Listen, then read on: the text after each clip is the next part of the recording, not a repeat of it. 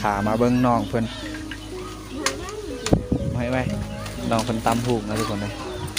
ถ้าว่าถือโตเฮาเราต้องเลียกินเลยเนี่ยสองนี่คือซินมุก6 ปัน ไม้ นั้นเพิ่นให้เขาเหยียบ2เพิ่นเหยียบเป็น6คุณ หาก็เห็นเลยจักสินนี่ยังสื่อสินนะทุกคนพระเจ้าเฮ็ดแบบนี้หลายมันก็จะเฮ็ดทุกคนนี่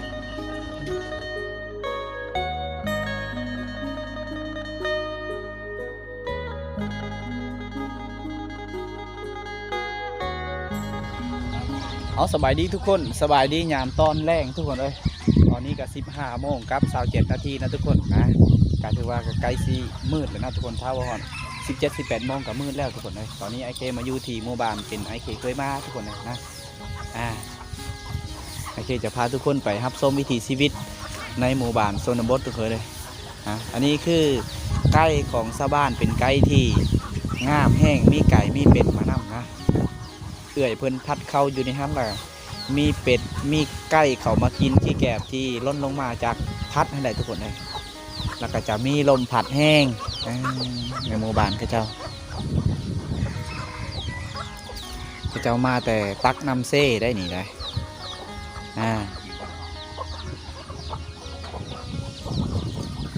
บ่าวไทยบ้านนอกและบ่าวโกยมา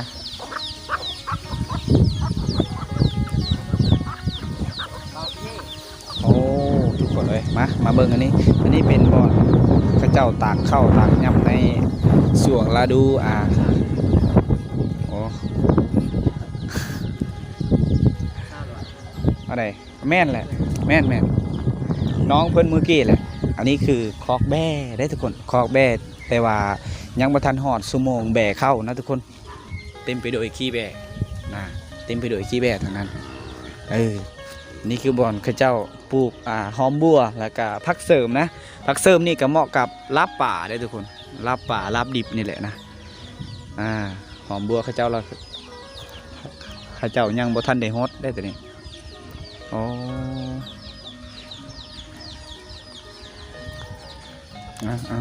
อันนี้นะหอมปอมนะผักหอมปอมเขาเจ้า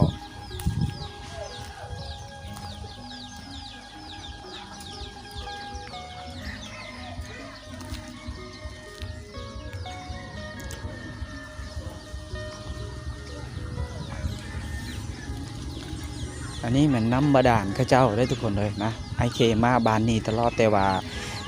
ยังบริถ่ายให้ทุกคนได้เบิ้งน้ำบาดาลตัวนี้น้ำบาดาลที่เขาใส่กันเพื่อจูบปะย่องนี่แหละน้ำบาดาลที่ข้าเจ้าใช้การบ่ได้นะทุกคนเพราะว่ามันมีดินทรายอยู่ข้างในนะอ๋อมาโถโมข้าเจ้างามแห้ง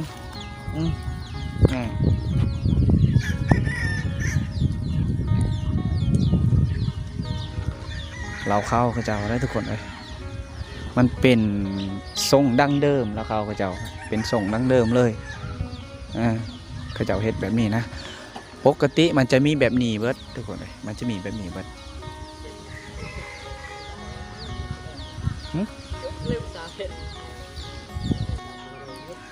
ไอเคขอย้ำอีกนั่นทุกคนเลยก็ถือว่ากองฟืนกองไฟเขาเจ้าหาแบบง่ายๆเลย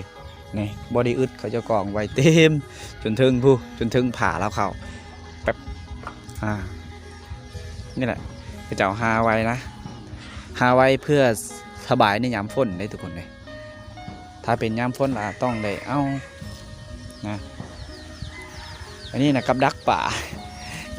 ตัวนี้นะเขาเจ้าจะบอได้ใส่ดนเลยเขาเจ้าปะไว้อยู่ในนี้เอาไว้ขังหมูขังไก่อย่างเนาะถ้าว่ายามเดือน8 เดือน 9จะต้องเอาลงไซนี่ถือว่ากะม่านคือกันได้ทุกคนเลยอันนี้นะเขาจะปะไว้อยู่บนนี้ทุกคนเลยนะอันนี้มันบ่อนเขาเจ้าได้พ้นผ่าได้ตัวนี้นะเขาเจ้าได้พ้นผ่าในยาม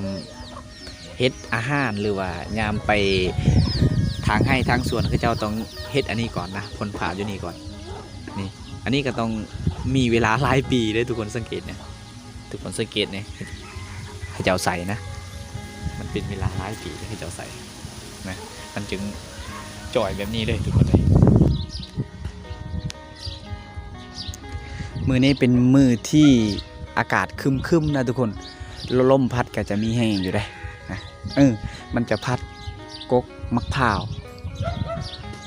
ทุกคนเลยอากาศมันสีเย็นแน่หน่อยหนึ่งนะเพราะหวานซื้อนี่ก็ยังไข่แน่ทุกคนเลยแต่ว่าสำหรับมื้อนี้ไอเคหนาวแห้งทุกคนเลยนะหนาวแห้งเลยตอนนี้นี่แหละวิถีชีวิตไอเคจะให้ทุกคนได้เบิ่งตลอดในหมู่บ้านนี้นะทุกคนเลยใช่ว่ามื้อนี้นะมากับทีมงานบ่าวไทยบ้านนอกและกับบ่าวโกยพาลุยนะไอเคได้ส่วนเขาเจ้ามาทุกคนเลยเขาเจ้ามาหาไอเคก็เลยพาเขาเจ้าไปนะ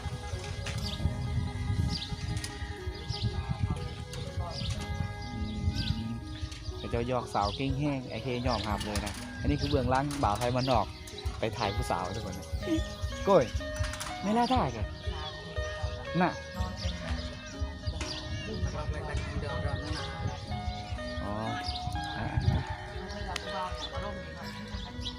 เอาทุกคนเลยตอนนี้ก็ทีมงานนะไทยบ้านนอกนะกำลังย่างเลาะบ้านเที่ยวชมบรรยากาศในหมู่บ้านเลยนะนี่คือหารข่าโอ้ให้ปอนั่นแหละบอเนี่ยบอปอจุบกี่บอยปล่อยไปจุบนี่ไหนจุบนี่เดี๋ยวย่างชมบรรยากาศทั้งนี้เลยทุกคนเลย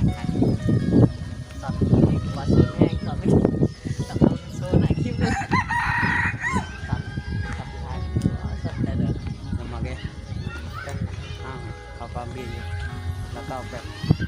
มาตรงอ้อมหอบเนาะ บ่ได้ออมห้อมแบบตรงๆบ่ได้ออม ตรงๆคนจริงใจตรงๆยังพกยังดีหรอ อันนี้คือกระแลงนะ กระแลง กระแลงที่กระเจ้าลงเวียกลงการแม่น เดี๋ยว เวลามีเวียกงานแล้วกระเจ้าแม่น รวมบ่ แม่นบ้านและสื่อบ้านนะนี่เป็นบอนพระเจ้ารวมการแต่ละเทือกพระเจ้าจะมารวมมานั่งอยู่บนนี้ได้ทุกคนเลยนะทางพุ่นจะมีเสียงเพลงทางฝากนั้นนะอาจจะเป็นมีงานดองทางฝากบ้านชนเผ่าผู้ไทยทุกคนเลยนะหมู่บ้านนี้อาจจะบ่ค่อยได้เห็นผู้สาวได้ทุกคนนะอาจจะบ่มีผู้สาวหมู่บ้านพระเจ้าอันนี้คือกกซีดาเด้กกซีดาพระเจ้ามันวิทย์งามที่เป็นมากนะได้กกซีดาได้ทุกคนเลยตอนนี้ก็มันได้แตกออกมันเป็นฤดูส่วงใบไม้ป่งเลยตัวนี้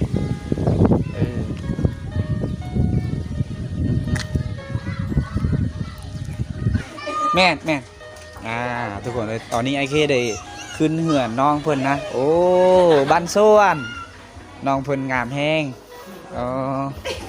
แล้วมึงเป็นเหรอเก่งว่ะโอ้มีโอ้เขารู้จักกันได้ทุกคนเลยบ่เงี้ยจุดได้แหละเนาะโอ้จุดที่เมืองผิดบ่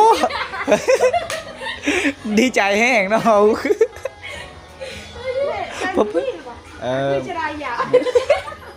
เลยมูวี่เลยเพิ่นดีจะอดอนสอนดกเฮ้ยเจ็บใจ บอกครับขึ้นได้บ่ ได้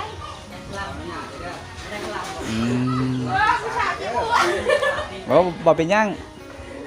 อันนี้คืออะไรนี่บรรยากาศก็หมด ขึ้นเรือนชิมเจ้าไหน เหือนคือเจ้านี่มีตู้เย็นได้มีตู้เย็นเอาไว้กินน้ำเย็นในช่วงห่อนนะในช่วงฤดูห่อนต้องมีน้ำเย็นกินนะทุกคนเลยเขาซื้อมาปะไว้แขกคืนเฮือนเราต้องกะเกี่ยมน้ำได้ทุกคนต้องกะเกี่ยมน้ำในตุ๊กมันเป็นวิถีชีวิตได้ทุกคนได้มันเป็นข้าเจ้าต้องกะเกี่ยมน้ำย่างนี่แหละข้าวย่างเที่ยงก็ต้องได้ข้าวกินข้าวกินหยังข้าเจ้าได้สวนนะเฮือนข้าเจ้าก็ยังบ่ได้แล้วผ่านะแฟนผ่าก็ยังบ่ได้แล้วทุกคนเลยตอนนี้ไอ้เคกะขึ้นเฮือนแล้วทุกคนเลยทุกคนเลยพามาเบิ่งน้องเพิ่นจุงไปยิ้มอยู่เป็นยังไงแต่ว่าเจอเลย ตะบนเบิ่มเปื่อยเด้อจบบ่ไม่น้องคนตำหูกนะทุกคนเลยเบิ่งไอ้เคซีนับเบิ่ง1 2เอาถ้าถึกอันนี้เราต้องได้เลียตัวนี้ได้เขาเจ้าว่าถ้าว่าถึกตัวเฮาเราต้องได้เลียกินเลยเนี่ย2 4 6โอ้อันนี้คือสินมุก6 ปัน ไม้ นั้นเพิ่นให้เฮาเหยียบ2เพิ่นเหยียบเป็น6พุ่น อันนี้เขาเอิ้นว่าสินมุก6ไม้เขาเด้อทุกคนเลยแม่นแหละ6ไม้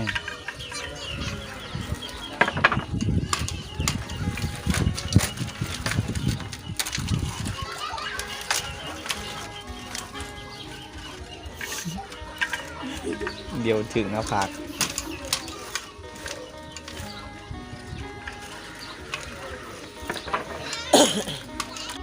มาเบิ้งสินตัวนี้อีกทุกคนเลยโอ้อันนี้ไอ้เคหาก็เห็นเลย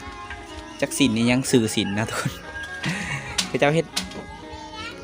แบบนี้หลายมันก็จะเฮ็ดทุกคนนี่แคนเดิลนูดาเนี่ยอันไหนได้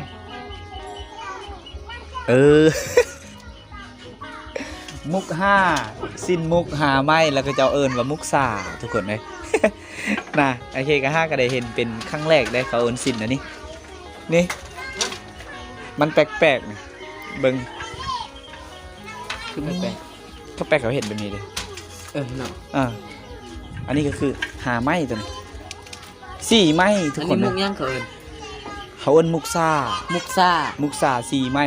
1 2 3 4แล้วก็เอิญมุกซาเวลาซานมันซาแล้ววะ บ่ฮู้คือกันได้นี่อันนี้ก็มันขึ้นกับฝ่ายยาวหรือฝ่ายสั้นตัวนี้ถ้าว่ายาวไปจิบ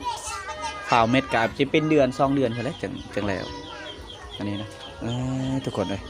นี่ละวิถีชีวิตคือเจ้าได้เฮ็ดงานอันนี้มันต้องเหมาะกับผู้หญิงได้ทุกคนเลยนะนี่แหละคือน้องนี่แหละนะ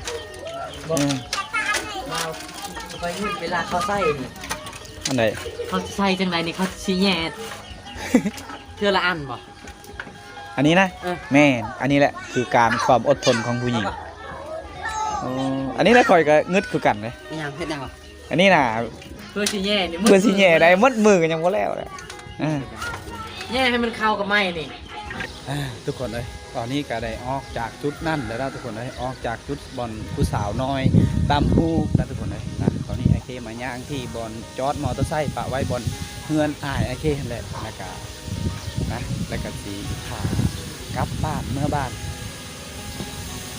ตอนนี้ก็มันจะอากาศมันกะครึมๆแน่นอนนี่ทุกคน2 มื้อแล้วอากาศครึมๆนะมันเฮ็ดคือฝนที่ตกนี่แหละ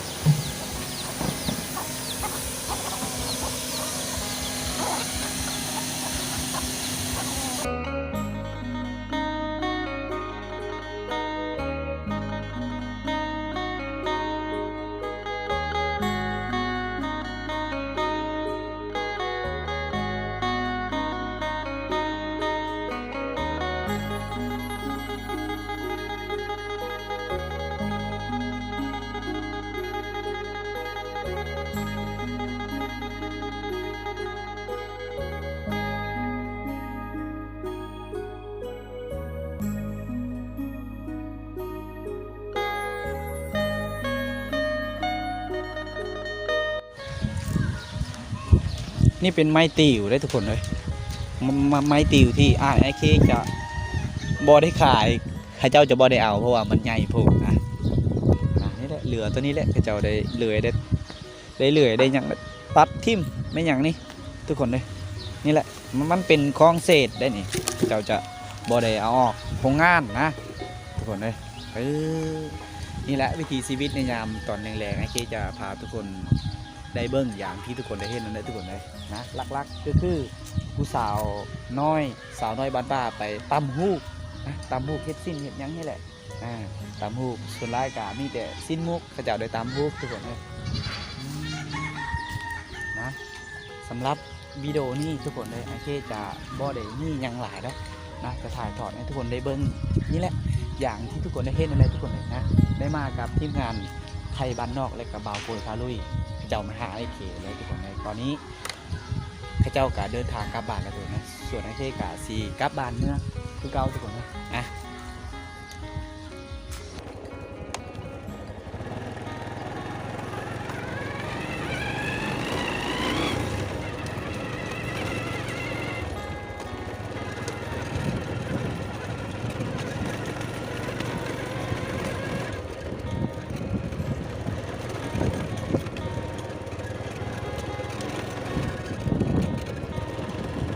นี่แม่เขาเจ้าไปตักน้ำได้นี่เลย